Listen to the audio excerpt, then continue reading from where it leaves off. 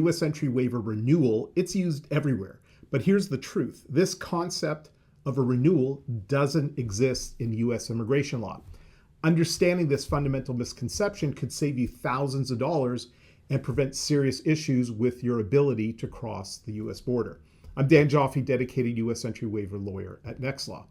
In this video, we're going to expose the 5 critical truths about U.S. entry waiver renewals that most people don't know about. By the end of this video, you'll understand why treating your U.S. entry waiver as a simple renewal process can cost you time and money and complicate your application. Let me break this down into 5 essential parts you need to understand. Part 1, the renewal myth. Here's something that may surprise you. There is technically no such thing as a U.S. entry waiver renewal. The concept that countless people rely on simply doesn't exist in U.S. immigration law. Every time you apply for a U.S. entry waiver, whether it's for your first time or your 5th time, you're submitting a completely new Form I-192 application that gets evaluated from scratch. Part 2, the marketing deception. Now, you might be wondering, why do I keep hearing about renewals? The term renewal is purely a marketing term that implies a quick, fast, and easier process. But this is misleading. Whether you've had a previous waiver or not, the U.S. Customs and Border Protection treats each application as entirely new. There's no expedited renewal process.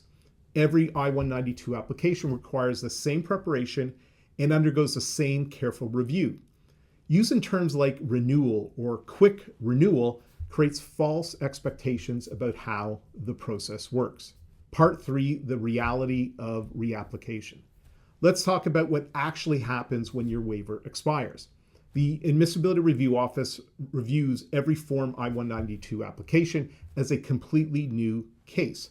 Your previous approvals don't guarantee future success. Each application starts fresh and you need to prove your admissibility all over again. Part 4, the document danger. One of the biggest mistakes I see people make is treating their new application like a simple renewal form.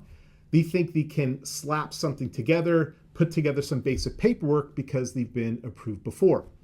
Every application needs thorough documentation to prove why you should be approved, regardless of your previous waiver history. Taking shortcuts with documentation significantly increases your risk of denial. Part 5, the history factor. While each I-192 application is adjudicated like a new one, your previous waiver matters. But what's very important is that you be consistent and honest in all your submissions. If the story in your new waiver application differs from that of a previous waiver, that will raise red flags. Here's what you need to take away from all of this. Stop thinking about renewals and start thinking about new application. Every time you need a waiver, treat it with the seriousness it deserves. Your ability to enter the United States depends on it. If you need help with your U.S. entry waiver application, schedule a free confidential phone call with me. The link to book the call is in the description of this video. If you found this information helpful and want more content like this, please like this video, subscribe to our channel, and click the notification bell to stay updated on our latest videos. Thanks for watching.